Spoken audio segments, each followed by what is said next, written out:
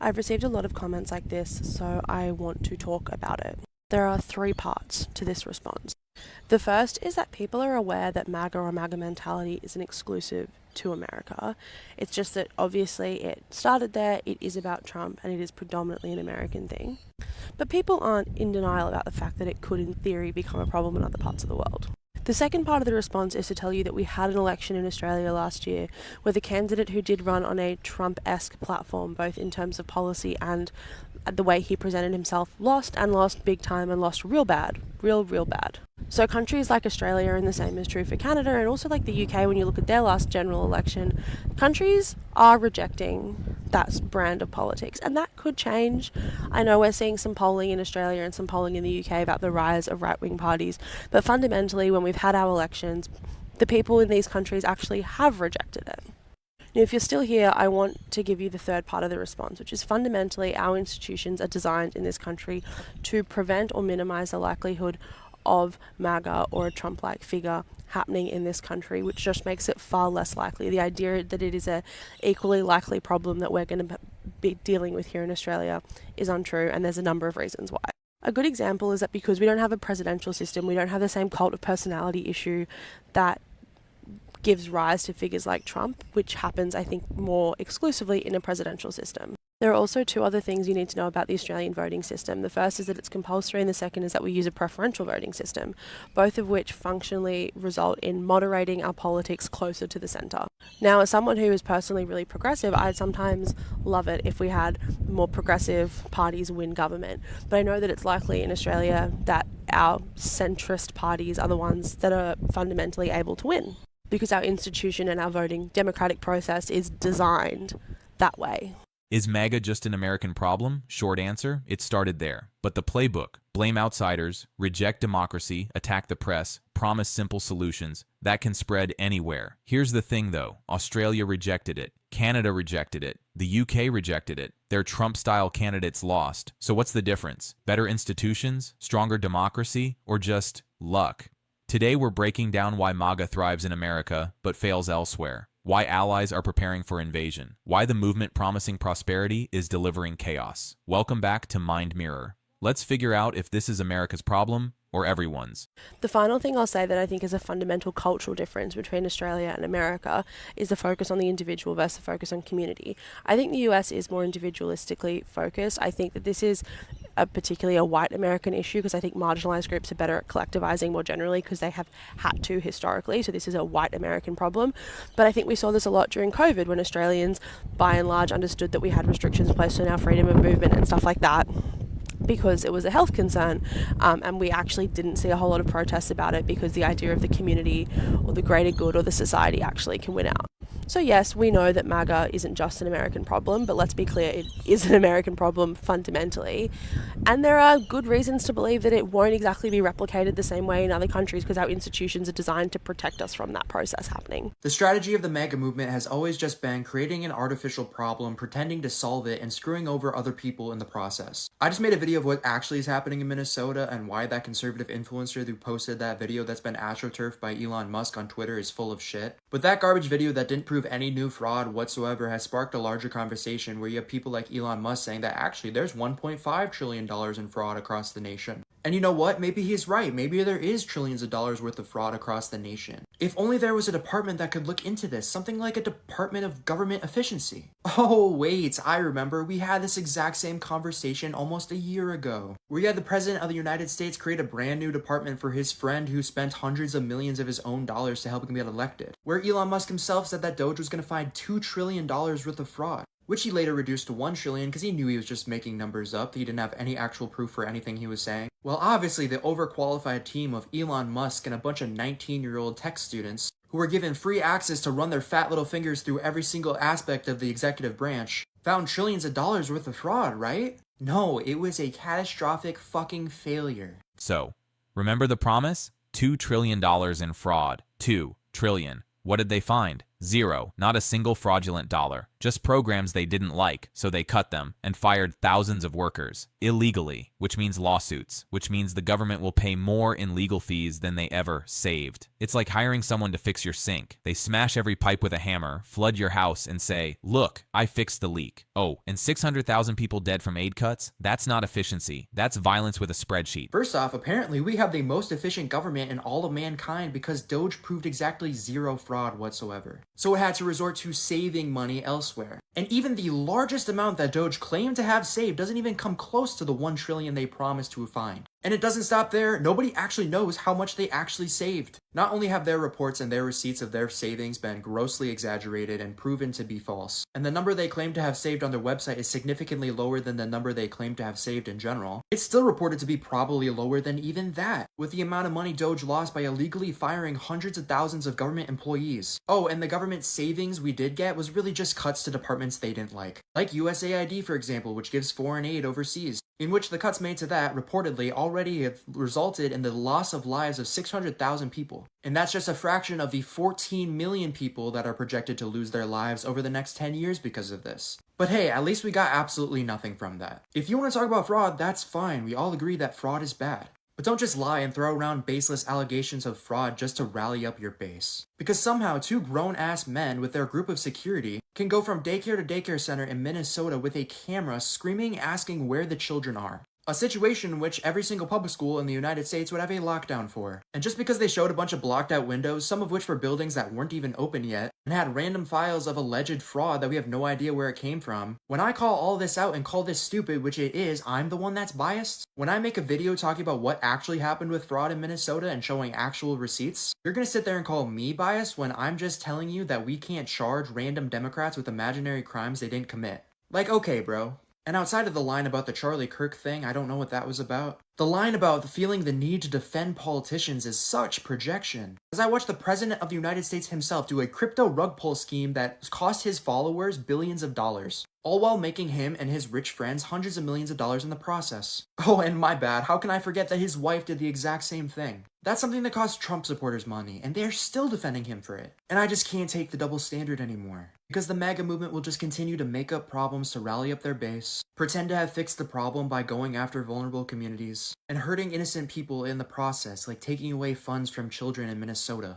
All while the Republican politicians personally enrich themselves and their rich friends, and screw over the rest of us. This is the playbook, and it works every time. Step 1, create a fake problem. Step 2, blame vulnerable people. Step 3, solve it by attacking them. Step 4, profit. Step 5, repeat. People are exhausted. They want simple answers. So when someone points at immigrants, teachers, scientists, journalists, and says they're the problem, it's easier to believe that than admit the real issues are systemic, messy, and require work. But the people selling this story, they're not suffering. Billionaires in the cabinet, tax cuts for corporations, crypto schemes making hundreds of millions. Meanwhile, the programs that help regular people, cut. It's a con. A big, obvious con. And somehow, people keep falling for it. What I need the world to realize is that Americans do not give a shit about you. The majority of Americans don't even know that your country exists. They wouldn't be able to even pick it out on a map. If the United States government decided to yeet your country off of the face of the earth tomorrow, the majority of Americans would not bat an eye. Half the country would support it. The majority of the other half are apathetic to it. The people in this country who actually give a shit about the world are an extreme minority. And so why does the world continue to care about America in this way? Following American trends, adopting these cultural practices that are largely rooted in consumerism, looking up to American celebrities and public figures, this country and its people are nothing to emulate. American consumption habits are literally destroying the world. This country is only 5% of the world's total population, but is responsible for a quarter of the trash that it produces. The parasitic government will destroy countries without batting an eye. And realize Donald Trump is not the first to do this. But the world is a little bit too complacent, just as Americans are. And people are waking up to it, but not enough. This country has done so much to destroy the world, and people are too passive in accepting it. And so the world needs to boycott America, not just regarding consumption, but culturally and socially as well. Harsh, maybe, true, kinda. 5% of the world's population, 25% of its trash. The math doesn't lie. Most Americans couldn't find your country on a map, don't know your language, your history, your struggles. Because American exceptionalism teaches us we're the center of everything. But the world's waking up. Europe's building new alliances. Asia's moving forward. Latin America's done being pushed around. Even Canada. Canada is preparing defense plans. The lesson isn't boycott America. It's simpler. You can't demand respect while acting like a bully. You can't claim leadership while throwing tantrums. And when you do, the world moves on without you. MAGA follows the same script, right? By offering false villains for complex issues. In the U.S., it's the immigrants stealing our jobs. It's the social justice warriors destroying old-fashioned societies. The shadow elites controlling everything. No, MAGA is the distraction, okay? Their hostility towards the truth and the press is a very apparent warning sign. I say this because the Nazis labeled independent journalism as the lying press to justify their ideology. If reality contradicts the movement, reality must be attacked. When people no longer agree with facts, we have to question what is their motivation. The most dangerous parallel might be the rejection of democracy. See, the Nazis exploited their democratic system until it no longer existed. MAGA's refusal to accept election results, the glorification of events like January 6th, and the willingness to excuse political violence reveals a very slippery slope. In this case, democracy is tolerated, not fully accepted, and this is important to understand. What I'm getting at here with all this yapping that I'm doing is that the MAGA movement is driven by an old myth-making tactic used in military warfare.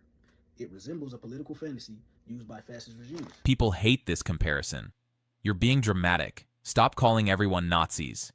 But when a movement rejects democracy, attacks the press, scapegoats minorities, glorifies violence, refuses election results, what do you call it? Fascism didn't start with camps. It started with rhetoric, propaganda, convincing people their problems weren't economic inequality or corrupt leadership, but outsiders. The other. January 6th wasn't an accident. It was a test run, and it's been glorified since. Democracy doesn't die overnight. It erodes. One excuse at a time. One normalized violence at a time, one rejected election at a time. The parallels aren't exact, but they're there, and ignoring them because it's uncomfortable, that's how history repeats. So today, Trump declared a national emergency because Ontario set a 25% tariff on all electricity coming into the U.S., which affects 3 U.S. states in a big way: New York, Minnesota, and Michigan, which of course also has Trump now issuing retaliatory tariffs again against Canada. This is right out of Trump's playbook. Create the problem and then declare a national emergency, and then solve the problem so you can nominate yourself as a hero in the situation. But most people can see right through this. Many of us are exhausted at the chaos here in the US. Many people all over the world are exhausted at the chaos that this president is creating. And just as a reminder, Canada has been one of our biggest allies historically, and leave it to Trump to trash that entirely. Remember when politics was boring? When the biggest scandal was a tan suit? Dijon mustard? Now we wake up to tariff wars, invasion threats, allies becoming enemies, and daily social media meltdowns. The exhaustion is global. Markets crash, alliances crumble, people suffer. Canada, our closest ally, is running military scenarios for U.S. invasion. Greenland, a sovereign place with people, with government, being treated like real estate. This isn't strength. It's not negotiation. It's not 4D chess. It's chaos. Impulsive, ego-driven chaos. And everyone's paying for it. It was a humiliating day for the United States as the World Economic Forum gets underway in Davos. It's January 20th, 2026. Here's what unfolded. What's now unmistakable is that the United States' traditional allies are being forced into an adversarial posture towards the U.S., and that's because of Donald Trump's threats, but they are finally pushing back. Canadian Prime Minister Mark Carney delivered a striking speech today, warning that the United States is no longer acting as a stabilizing global power that provides security and leadership to the world. By the way, I've also heard that Carney wrote his entire speech himself. That's incredibly rare. French President Emmanuel Macron sharply criticized Trump, calling his tariff war unacceptable and condemning the United States for acting like international bullies. As you likely saw last night, Trump leaked what appeared to be a private text message from Macron, in which Macron said he did not understand Trump's actions regarding Greenland and offered to meet. After Trump publicly publicly leaked that message, Macron responded by saying that he would no longer have any desire to meet with Trump. Macron also emphasized today that China should increase investment in Europe. The Belgian Prime Minister said that Europe cannot be soft anymore and said that nobody wants to join the United States, despite Trump's threats and the fact that Trump says everyone wants to be part of the U.S. Canada and multiple other nations spoke openly about strengthening trade deals with partners outside the United States, including India, Thailand, countries across Asia and South America. The message was unmistakable. The world is moving on and finding other partners. A quick aside, if you like these updates, go ahead and add the Midas Touch podcast right now, anywhere you find audio podcasts for more breaking news. Treasury Secretary Scott Bessent addressed Davos and effectively warned countries not to retaliate against Trump's tariffs and threats, telling the world that they should simply accept Trump's abuse and give him exactly what he wants. Let me get this straight.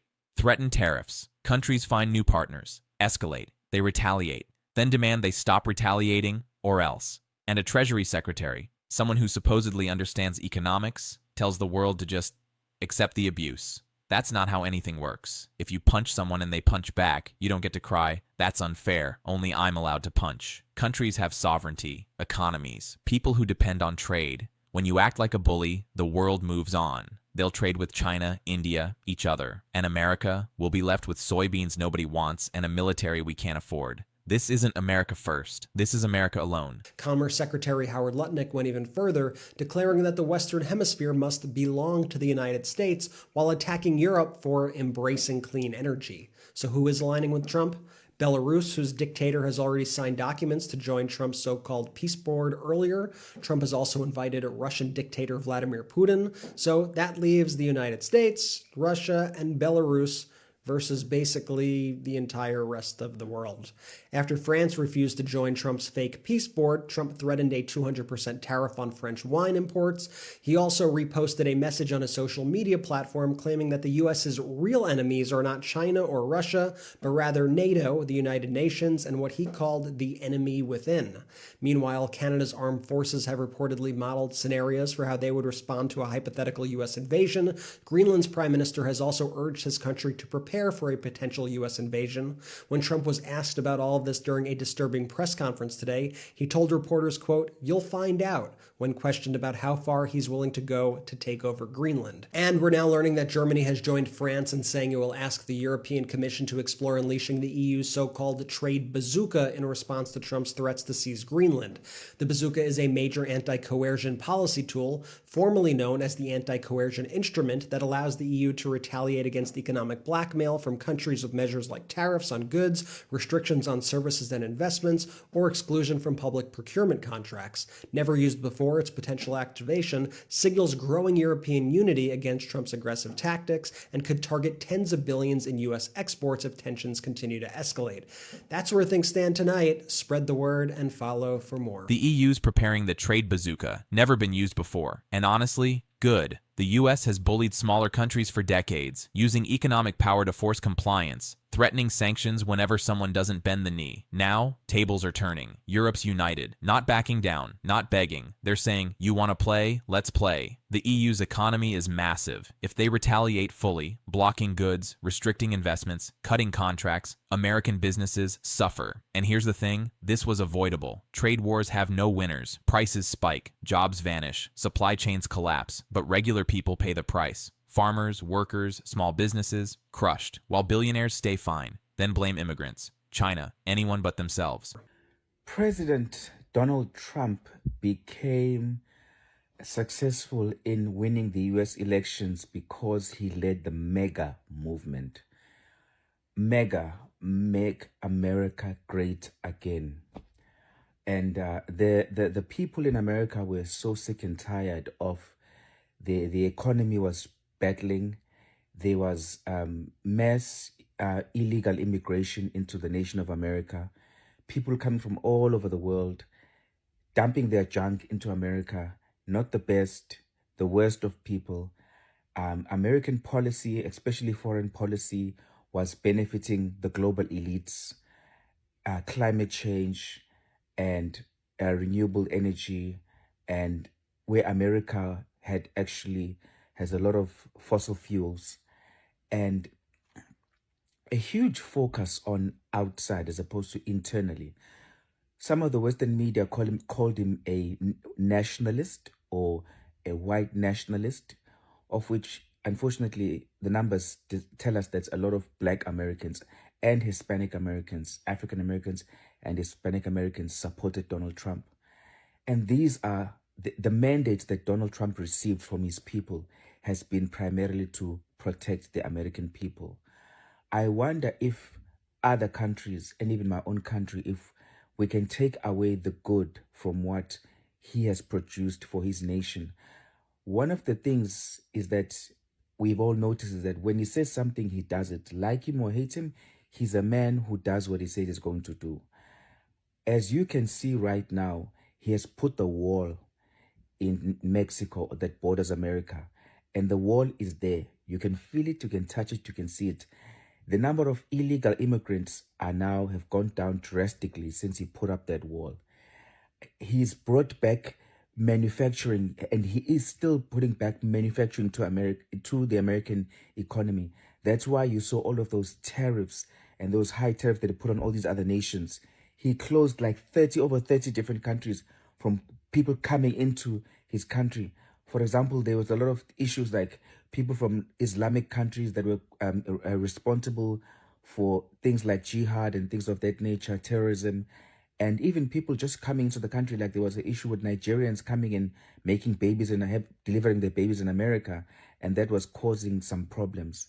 There's been so many things that he's doing and has been doing to protect the integrity of the people of America, and kind of having an American-focused ideology, if I can say. What is the interest of the American people, and how can he protect the interest of the American people? Can you imagine how even your country can be if your president can protect the interest of the local people? Stop allowing illegal immigrants to come into your country. Stop allowing other countries manipulate their currency to make your country suffer.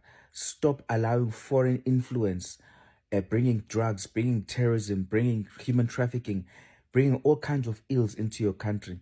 Can you imagine how your country and my country will be if our leaders can put our country first? Close the borders, have manufacturing locally, provide jobs for our people, real jobs. Get people off social welfare and get people to be entrepreneurial and get people real jobs and fund real progress and build proper infrastructure and completely remove corruption in government. Can you imagine what a beautiful country your country will look like? Whatever your country is, can you imagine how your country would look like if all of the leaders would have an inward focus on how to truly and effectively and efficiently develop their own local country? Putting your people first. The mandate that politicians are given is to promote the affairs and to promote the dignity and to promote the livelihood and the longevity of their own citizens. It is not to take in money from organizations that have ulterior motives for their own agendas and to increase politicians' personal bank accounts, but it is to promote and to promote real prosperity for their own people. Can you imagine how your country would look like if all politicians copied the model of MAGA, Make America Great Again? Imagine your own country. How can your country be made great again? How can your country be made the best that it could be? And I hope and I wish that our people would start to support those that are making our countries great again. So we went from international meltdown to propaganda. Perfect example of the disconnect. Protect your people, close borders, bring back jobs, fight corruption. Sounds great. But did any of that actually happen? The wall didn't stop immigration, it increased. Manufacturing still outsourced. Companies still moved jobs, corruption. The cabinet was filled with people who resigned in disgrace or got indicted. Putting America first just meant abandoning allies, breaking treaties, starting trade wars that hurt American workers. It's not nationalism, it's isolationism. And isolationism doesn't make countries stronger, it makes them weaker. You can't build prosperity by cutting yourself off from the world. Love your country? Absolutely. But don't confuse blind loyalty with actual leadership. One builds, the other just burns. So, is MAGA just an American problem? Yes and no. It started in America. It's rooted in American culture. Individualism, presidential worship, winner-takes-all politics. But the ideology, the playbook, that can spread anywhere. And in some places, it already has. The difference is institutions, culture. Whether a country values democracy or just tolerates it. Australia rejected it. Canada rejected it. The UK rejected it. Not because they're better people, but because their systems make it harder for one person's ego to hijack everything. Meanwhile, America, we're watching alliances collapse, democracy erode, and chaos become the new normal. So the real question isn't, is MAGA a problem? It's, what are we going to do about it? Drop a comment. Do you think this movement can be stopped, or is it too late? Hit that like, share with someone who needs to see this, and subscribe. Because the fight for democracy, it's not over. Not yet.